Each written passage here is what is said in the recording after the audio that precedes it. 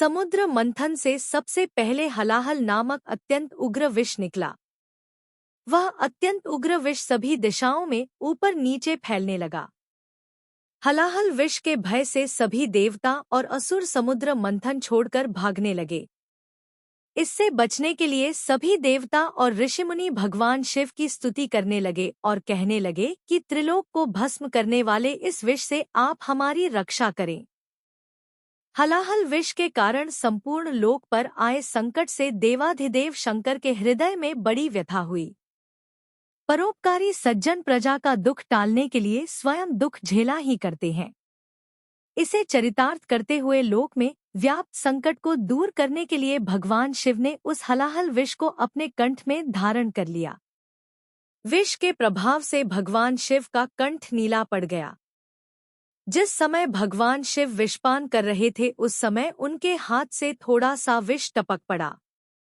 उसे बिच्छू, सांप तथा अन्य विषैले जीवों ने तथा विषैली औषधियों ने ग्रहण कर लिया।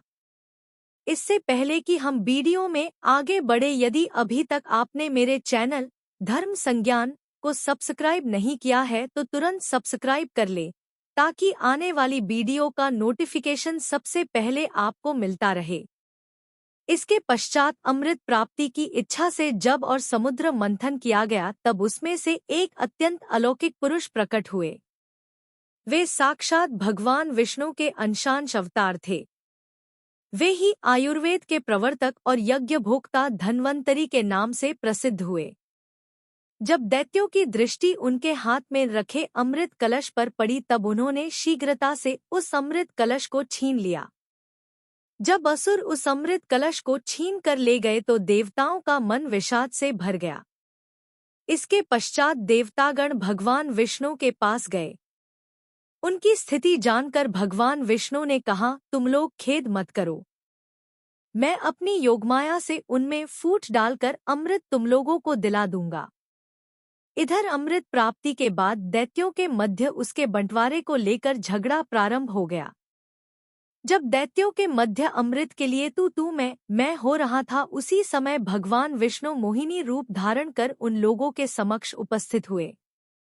अनुपम रूप लावण्य संपन्न लोकोत्तर रमणी उनके सामने खड़ी थी।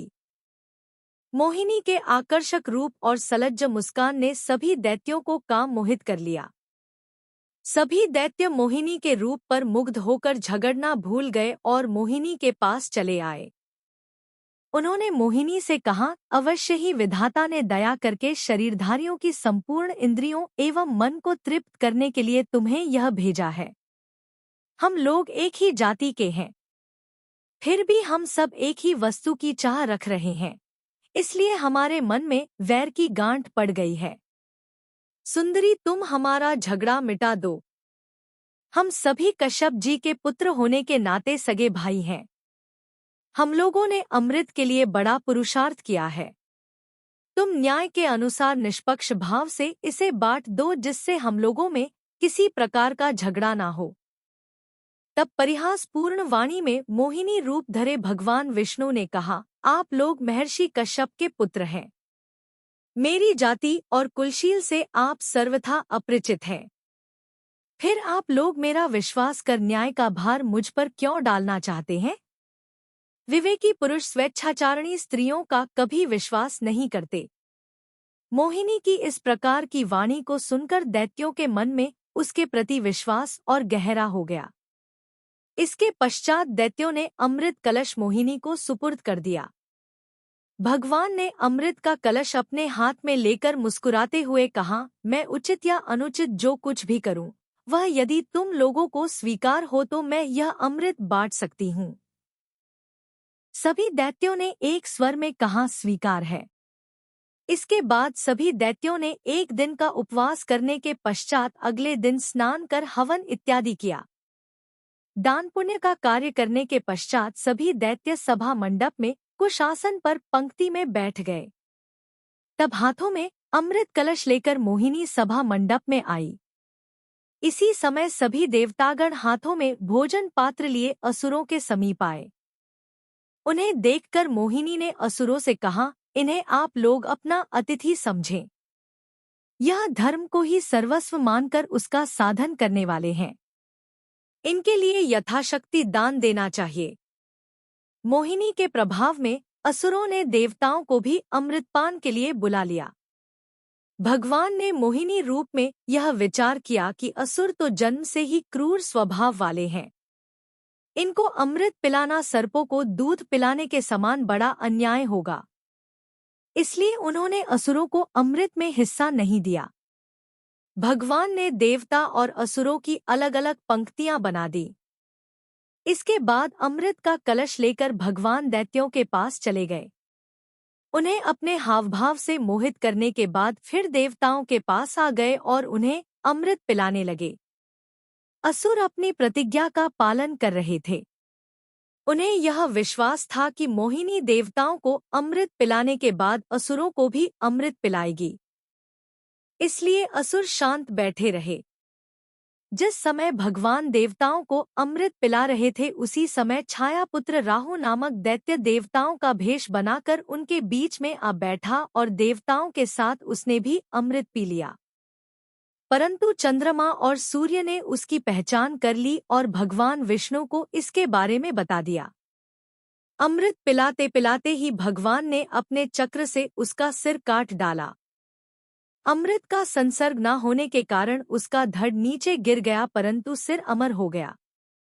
ब्रह्मा जी ने उसे ग्रह बना दिया। चंद्रमा के कृत्य से क्रोधित राहु चंद्रमा को निगल जाना चाहता था।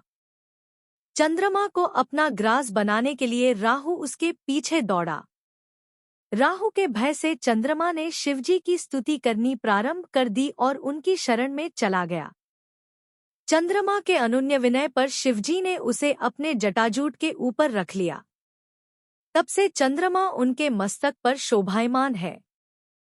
चंद्रमा का पीछा करते करते राहु भी वहां पहुंचा और शिवजी की स्तुति करने लगा। राहु ने शिवजी से कहा, मेरा भक्ष्य चंद्रमा इस समय आपके समीप आया है, उसे आप मुझे दे दीजिए। तब शिवजी ने कहा, मैं संपूर्ण भूतों का आश्रय हूँ, देवता और असुर सबको मैं प्रिय हूँ। भगवान शिव के ऐसा कहने पर राहु भी उन्हें प्रणाम करके उनके मस्तक में स्थित हो गया। तब चंद्रमा ने भय के मारे अमृत का स्राव किया। उस अमृत के संपर्क से राहु के अनेक सिर हो गए। जब देवताओं ने अमृत पी लिया तब समस्त लोगों को जीवनदान देने वाले भगवान ने बड़े बड़े दैत्यों के सामने ही मोहिनी रूप त्याग कर अपना वास्तविक रूप धारण कर लिया। जब असुरों ने देखा कि देवताओं को तो अमृत पिला दिया गया है लेकिन उन्हें अमृत नहीं मिला है तो उन्होंने अपने हथियार उठा लिए और देवताओं पर आक्रमण कर दिया। इधर देवताओं ने एक तो अमृत पीकर विशेष शक्ति प्राप्त कर ली थी और दूसरे उन्हें भगवान का आश्रय प्राप्त था, जिसके प्रभाव में आकर वे असुरों से युद्ध करने लगे। क्षीरसागर के तट पर अत्यंत भयंकर संग्राम हुआ। देवताओं और दैत्यों की वह लड़ाई ही देवासुर संग्राम के नाम से जानी जाती है। देवासुर संग्राम में इंद्र ने असुरों को पराजित किया और स्वर्ग लोक को वापस ले लिया। यदि यह वीडियो आपको पसंद आई हो तो आप इस वीडियो को लाइक करें, कमेंट करें और साथ ही अपने इष्ट मित्रों के साथ शेयर भी करें।